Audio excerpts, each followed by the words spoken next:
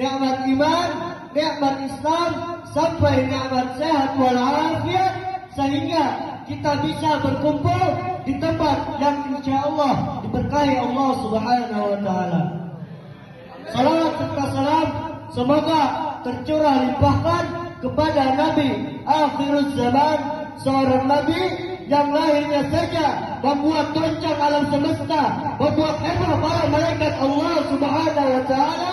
Kalau bukan karena beliau, tidak akan Allah ciptakan alam semesta ini. Sebab beliau tidak lain dan tidak bukan, yaitu Nabi besar Muhammad Sallallahu Alaihi Wasallam. Semoga keluarganya, sahabatnya, dan kita selaku umatnya yang mengikuti sunnah-sunnah beliau, semoga mendapatkan syafaatnya. Amin, amin ya Rabbal. Di zaman modern ini, teknologi semakin canggih. Namun, betapa banyaknya manusia, terutama kaum muslimin, yang justru malah kehilangan arah. Seharusnya kemajuan teknologi ini bisa dimanfaatkan untuk hal-hal yang positif. Namun yang terjadi sebaliknya, manusia, terutama kaum muslimin, yang justru semakin jauh dari Allah Subhanahu wa Ta'ala, semakin jauh dari agama yang dianutnya, dan manusia mulai melupakan tugasnya dan kewajibannya di dunia. Alangkah baiknya jika sebagai hamba yang beriman, maka teknologi bisa digunakan untuk menyebarkan kebaikan. Contohnya, berbagi informasi seputar keutamaan beramal, tips meningkatkan ibadah, dan lain sebagainya. Sangat disayangkan apabila teknologi seperti internet hanya dijadikan sarana menyebarkan informasi yang kurang bermanfaat dan kurang patut untuk dicontoh masyarakat. Semua perbuatan baik maupun buruk akan mendapat balasan dari Allah Subhanahu wa Ta'ala. Perbuatan baik maupun buruk tidak hanya mendatangkan pahala saja, melainkan juga dari Allah Subhanahu wa Ta'ala. Di dalam surah Al-Qasas ayat 77 yang berbunyi, A'udzu billahi minasyaitonir rajim. Bismillahirrahmanirrahim.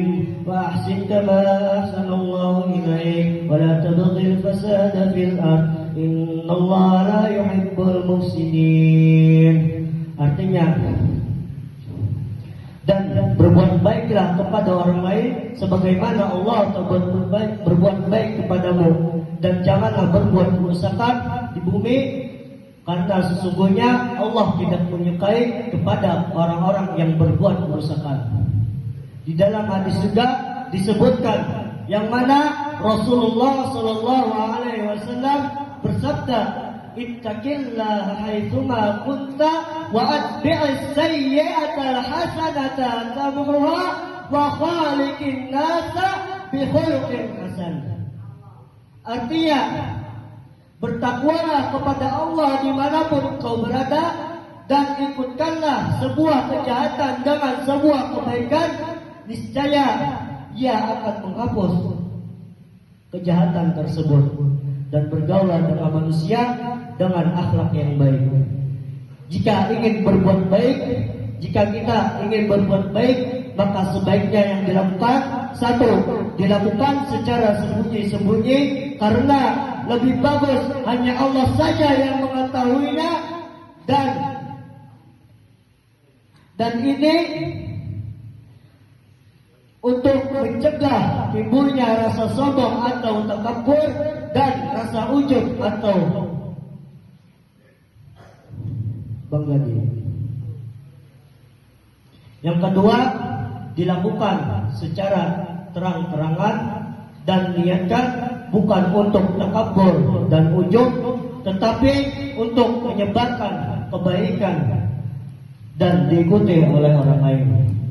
Sebagaimana dalam firman Allah Subhanahu wa Ta'ala dalam surah Al-Baqarah ayat 271 yang berbunyi, A'udzu billahi minasyaitonir rajim. Bismillahirrahmanirrahim. In tubdus sadaqati fa ni'mahi wa in tukhfuha wa tutuha al-fuqara fa huwa khairul lakum wa yukaffiru 'ankum min sayyi'atikum wallahu bima ta'maluna khabir. Artinya, Jika kamu menampakkan sedekahmu, maka itu adalah baik sekali. Dan jika kamu menyembunyikannya dan kamu berikan kepada orang-orang fakir, maka menyembunyikannya itu lebih baik bagimu. Dan Allah akan menghapus darimu sebagian kesalahan-kesalahanmu. Dan Allah mengetahui apa yang telah kamu kerjakan.